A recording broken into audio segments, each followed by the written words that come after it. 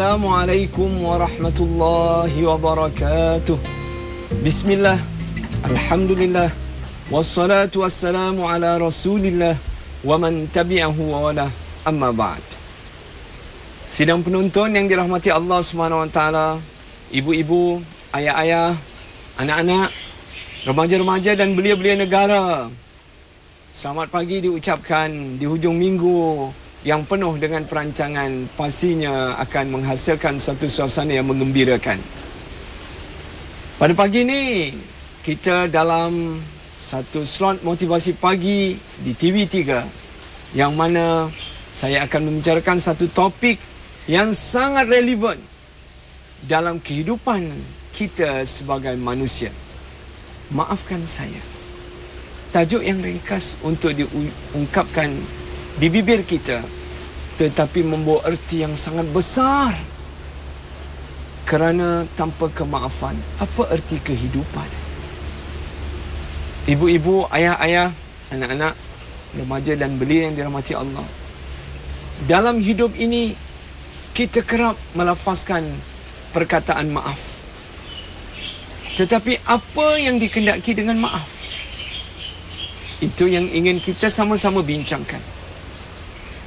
Maaf artinya kita memohon keampunan, memohon kemaafan di atas segala perkara yang kita lakukan, sekiranya ia boleh mendatangkan sama ada orang lain berkecil hati, kesilapan yang disengajakan atau tidak, ataupun apa sahaja yang boleh mengguris hati dan perasaan orang lain, ataupun apa sahaja bentuk-bentuk dosa, maksiat yang kita lakukan, disengajakan atau tidak. Jadi kemaafan ini akan menyebabkan kita mampu membina satu keyakinan baru dalam kehidupan. Tanpa kemaafan, hidup akan gersang. Dalam kehidupan seharian kita lihat, adakah kita insan yang tidak pernah bersalah? Kita bukan maksum. Seperti kekasih kita, baginda Rasulullah sallallahu alaihi wasallam. Kita tuan-tuan dan puan-puan, kadang-kadang setara kita bersungguh-sungguh untuk mengontrol bicara, tindak tanduk, lontaran idea, itu pun berlaku kesilapan. Apatah lagi seorang yang membebaskan segala-galanya tanpa ikatan agama, tanpa ikatan syariat, tanpa ikatan adat yang baik, maka pasti mereka mudah terjerumus, tergelincir ke lembah kerosakan. Pasti tindakan mereka akan melukakan ramai insan. Ibu bapa, anak-anak yang dirahmati Allah, cuba kita lihat sedikit memori kehidupan kita. Berapa banyak kadang-kadang kenangan silam yang sangat pahit untuk ditelan. Orang yang kita sayang menggurus hati dan perasaan. Orang yang kita harapkan bagaikan haruan memakan anaknya. Begitulah seterusnya ranjau-ranjau kehidupan yang kita lalukan. Justru ayolah sama-sama kita melihat seketika tentang erti kemaafan di hujung minggu ini, agar kita dalam kehidupan berkeluarga dapat benar-benar berlapang dada, khususnya hubungan di antara anak, ibu dan ayah. Lagikan lidah tergigit, ini kan pula hubungan kekeluargaan. Hubungan suami isteri, hubungan silaturahmi bersama jiran, tetangga, ipar duai, rakan taulan dan rakan organisasi. Pelbagai kemungkinan pasti berlaku. Tetapi, adakah kita telah melalui dengan jalan yang betul? Atau kita biarkan ianya menjadi satu sejarah kehidupan? Ibu bapa, anak-anak yang dirahmati Allah, terkadang dalam kehidupannya kita lihat anak yang kita tatang dari kecil, disusukan oleh ibu selama 2 tahun dengan penuh kasih sayang dan kemanjaan, diberikan perhatian sepenuhnya, dari telapak jari sebesar, telapak kaki sebesar 2 jari, muka sebesar, kepala sebesar satu cawantih. Orang-orang tua memberikan perbidalan sedemikian. Tiba-tiba bila anak itu besar, menconting arang di muka ibu bapa. Bila anak itu besar, mengaibkan keluarga. Bila anak itu besar, membawa pelbagai cerita-cerita yang menjatuhkan maruah kehidupan insan-insan yang dicintai. Lantas bagaimana penyelesaian itu hendak dilakukan? Apakah langkah-langkah yang perlu dilakukan? Dan bagaimana anak ini ingin memohon keampunan daripada kesilapan dan ketelanjuran yang telah dilakukan? Justru, marilah kita bersama merenung betapa penting kemaafan. Hati ini sentiasa didatangi oleh pelbagai ujian. Hati yang kuat, ujian itu akan meningkatkan ketakwaan. Hati yang lemah akan menyebabkan manusia itu mundur, terus jatuh, tersungkur dan jauh daripada tuntutan syariat dan agama. Justru kemaafan adalah perkara penting untuk kita bincangkan. Kemaafan adalah satu agenda besar untuk menyuburkan kehidupan, kerana kita tidak boleh lari dari kesilapan. Tetapi sebagai seorang mukmin, kita tidak akan mengulangi kesilapan yang sama bila kita berfikiran waras. Lantas segala ketidaksengajaan kita yang lalu itu, bagaimana kita hendak leraikan? Pasti dengan kemaafan. Jangan ke mana-mana, bersama saya dalam Motivasi Pagi di TV3. Saya sedang membicarakan tentang kemaafan. Bagaimana kita hendak menuturkan maafkan saya? Hari ini tuan-tuan, keegoan diri, keangkuhan kedudukan, pangkat dan darjat menyebabkan seorang lupa tentang asal usulnya. Kita diciptakan mimma'in mahin, daripada saripati air yang hina. Kita semua insan yang berasal daripada Adam, wa Adam min turab, dan Adam itu daripada tanah. La fadla li arabiyyin ala ajamiyyin, wala ajamiyyin ala arabiyyin, wala abyadin ala aswadin, wala aswadin ala abyadin, illa bittaqwa. Kita semua daripada keturunan yang satu, Nabi Adam alaihi salatu wassalam. Dan Nabi Adam alaihi salatu wassalam itu diciptakan dari saripati tanah. Dan tidak ada kelebihan bagi orang Arab dengan orang bukan Arab, bagi orang bukan Arab dengan orang Arab, orang yang berkulit putih dengan orang yang berkulit hitam, orang yang berkulit hitam dengan orang yang berkulit putih. Yang membezakan kita adalah ketakwaan. Takwa itu yang akan mengangkat darjat seorang insan di sisi penciptanya yang mulia di dunia dan di akhirat. Justru, ayolah kita berlapang dada bersama-sama untuk saling memaafkan di antara satu sama lain. Jadikanlah diri kita bagaikan tanah yang dimasukkan apa saja bentuk di dalamnya. Bila dikambus, dia tetap mengeluarkan hasil yang baik. Walaupun di dalamnya ditanam plastik, ditanam najis, ia ditanam segala benda-benda yang mengotorkan dan menjijikkan, bangkai ulat dan sebagainya. Tetapi tanah, bila kita letakkan sepohon pokok, dia tetap mengeluarkan keindahan, kecantikan seperti panorama yang berada di sekeliling kita. Indahnya dedaun yang ditiup angin begitu gemalai, lahir daripada tanah. Begitu juga kita lihat berbuahan yang merah meranum, kuning, berkilauan, menghiasi arti kehidupan. Justru, ayolah sama-sama, apa saja yang berlaku dalam pentas kehidupan ini, kita anggap ianya sebagai satu ujian. Allah hendak melihat kita, liyabluwakum ayyukum ahsanu amala. Siapakah di antara kamu yang terbaik amalannya, yang paling profesional pendekatannya. Jadi, kita perlu sama-sama untuk melihat kembali. Buanglah keegoan diri sejauh-jauhnya. Tuan-tuan dan puan-puan, bila kita sakit, kita menderita, siapa yang akan membantu kita kalau tak insan bernama manusia? Yang akan memapah kita, merawat kita, melayan keinginan dan kehendak kita. Ketika itu wang ringgit tidak bermakna. Keegoan itu akan menyebabkan manusia lari daripada kita. Manusia tidak sudi untuk mendekati kita. Kerana akhlak bukan boleh dijual beli. Keikhlasan dan kejujuran bukan boleh dijual beli, tetapi ia terpancar daripada hati yang bersih. Justru, ayolah kita berlapang dada untuk memaafkan seluruh insan dalam menghadapi ranjau kehidupan.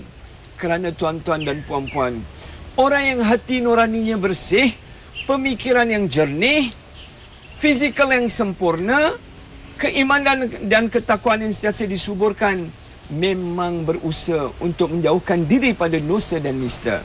Tetapi kerana kita adalah manusia, terkadang tanpa disengajakan kita telah menyakitkan hati manusia. Maka kita berlapang dadalah untuk memaafkan sesiapa saja, walau sebesar mana sekalipun kesalahannya. Kerana Allah dan Rasulnya pengampun dan pemaaf. Betapa cinta Nabi SAW dan sayang pada umatnya, sehingga akhir lafaznya sebelum meninggalkan dunia yang sementara, ummati, ummati, ummati, umatku, umatku, umatku. Apa yang dipanjatkan doa oleh Nabi SAW kepada isterinya yang tercinta, Sayyidatina Aisyah radhiyallahu anha. Satu ketika Nabi SAW bersama dengan Sayyidatina Aisyah telah meminta Nabi SAW untuk mendoakan dirinya. Maka Nabi SAW telah mengangkat tangan dan berdoa, Allahumma gfir li Aisyah ma qaddamat wa ma akharat wa ma a'lanat wa ma asarrat wa ma anta a'lamu bihi minni. Ya Allah, ya Tuhanku, ampunkanlah Aisyah ini segala dosa-dosanya yang terdahulu dan yang terkemudian, segala yang dilakukan secara terang-terangan atau sunyi-sunyian, atau yang dikau lebih mengetahui daripadaku. Aisyah tersenyum gembira kerana doa Nabi SAW pastinya mustajab. Maka Nabi SAW telah berkata, sungguhnya dengan doa ini aku telah doakan untuk umatku sehari semalam 5 kali. Demikianlah kecintaan Nabi SAW pada umatnya. Maka kenapa kita tidak memaafkan kesalahan manusia untuk mereka membina ketakwaan dalam kehidupan seterusnya? Jangan ke mana-mana. Kita telah membicarakan tentang maafkan saya. Semua orang sebenarnya melakukan kesilapan dan dia sedar, dan dia orang yang beriman, memang ingin menghulurkan tangan dengan penuh kerendahan hati agar orang yang telah terlibat dalam kesilapan tersebut memaafkan ketelanjuran ataupun ketidaksengajaannya, sehingga menggores hati dan perasaan orang lain. Sebab itu ayolah sama-sama kita maaf-memaafi di antara satu sama lain. Kerana Nabi mengampunkan umatnya, apatah lagi kita sebagai orang yang menjadikan Nabi sebagai model dalam kehidupan kita. Muslimin muslimat yang dirahmati Allah Subhanahu wa taala, ketahuilah, bila kita memaafkan seseorang, di situlah letaknya kemuliaan. Kerana apa? Kita dapat merendahkan diri kita walaupun kita tahu kesilapan itu bukan datangnya daripada kita. Sekiranya seorang itu tidak memaafkan kita terhadap salah faham yang berlaku, walaupun ianya bukan berpunca daripada kita, apa salahnya kita datang bertemu dan berkata, maafkan saya disebabkan kecuaian saya. Hati tuan telah terguris, hati puan telah terguris, hati ibu ayah telah terguris, hati guru telah terguris, hati rakan taulan telah terguris, hati jiran tetangga telah terguris, hati kita punya majikan telah terguris, hati manusia lain telah terguris. Alangkah indahnya bahasa ini, alangkah lunaknya bicara ini, sekiranya kita dapat persembahkan dengan penuh kejujuran dan keikhlasan, bahawa maafkanlah saya. Kerana tuan-tuan dan puan-puan, kalau kita memaafkan kesalahan orang lain, kita akan diangkat kedudukan di sisi Allah. Dan tidak menjadi kudisnya kita minta maaf kepada orang lain, walaupun orang itu yang melakukan kesilapan, untuk meleraikan persengketaan, salah faham yang boleh mengakibatkan ibadah kita terganggu. Kerana bila berlaku persetujuan, pergaduhan dan perkelahian, maka fokus kita terhadap ibadah akan terganggu, fokus kita terhadap kerjaya akan terganggu, fokus kita dalam hubungan suami isteri akan terganggu, fokus kita terhadap tanggungjawab anak, ibu dan ayah akan terganggu. Bila mana hati telah sakit, bila mana hati telah terluka, bila mana titik-titik hitam telah memenuhi hati sanubari, justru ayolah kita menghulurkan tangan, bermaaf-maafan dengan hati yang terbuka. Allah memuliakan orang yang menghulurkan tangannya untuk memohon kemaafan di atas kesalahannya. Dan Allah SWT sangat menyukai hamba-hambanya yang bertaubat. Sebab itu Allah jadikan waktu sepertiga malam untuk manusia mengangkat tangan bermunajat kepada Allah, memohon dengan rasa rendah diri dan kehinaan kepada pencipta yang mulia dan perkasa agar mengampunkan dosa-dosa, kekurangan, kesilapan, kealpaan sebagai hamba yang hina, agar Allah SWT yang menyuntik satu semangat baru, hidayah dan cahaya untuk kita menerusi kehidupan pada hari esoknya. Justru marilah kita sama-sama selepas ini membudayakan maaf memaafi ini, bukan di pagi raya sahaja, tetapi pada bila-bila masa, tidak kira tempat, tidak kira masa, tidak kira destinasinya di mana. Yang penting bila kita rasa kita melakukan kesilapan, cepat-cepat kita memohon kemaafan kepada orang tersebut. Dan budaya ini akan menjernihkan hati nurani kita, akan mengeratkan hubungan silaturahmi kita. Ayo, sebenarnya orang yang susah untuk memaafkan orang lain, orang itu adalah orang yang punya hati yang kotor. Orang itu adalah orang yang perlu melihat kembali kehidupan mereka. Kerana Nabi SAW mengajarkan kita untuk berlapang dada. Memang bila hati terguris, maka perasaan kita akan terikut sama. Tetapi bukan untuk sepanjang hayat dan selama-lamanya. Untuk seketika, bagi kita mententeramkan jiwa dan perasaan. Selepas itu, ayolah sama-sama kita meleraikan perselisihan. Membina satu jambatan kasih sayang, kebersamaan sama Islam. Kerana besok di kubur nanti, salah satu soalan adalah siapa saudara kamu? Bagaimana kita nak mengatakan orang Islam saudara kita kalau kita sentiasa menyimpan dendam kesumat dengan kata-kata saya tidak akan memaafkan kamu selagi hayat di kandung badan. Ini adalah kata-kata yang tidak sesuai dan bukan tuntutan dalam agama. Ayolah ibu-ibu, ayah-ayah, anak-anak remaja dan belia semua, di pagi minggu ini kita sama-sama meleraikan persengketaan, memadamkan segala pendaman yang telah ada dalam hati kita dengan salah faham. Jangan dipanjangkan kesilapan. Ayo kita bermaaf-maafan. Saya mengambil kesempatan mohon maaf kepada sidang penonton yang dirahmati Allah. Sekiranya ada kesilapan yang disengajakan atau tidak selama saya bersama tuan-tuan dan puan-puan di atas pentas dunia yang sementara ini, ampunkan saya, maafkan saya, dan ayo kita melapangkan dada untuk memaafkan kesalahan seluruh insan. Orang yang sentiasa maafkan, jiwanya kukuh hebat, sentiasa bermotivasi, ceria, senyumannya penuh dengan cahaya hidayah dan ketakwaan. Jadi setakat ini, sehingga kita bertemu lagi dalam Motivasi Pagi di TV3. Assalamualaikum warahmatullahi wabarakatuh.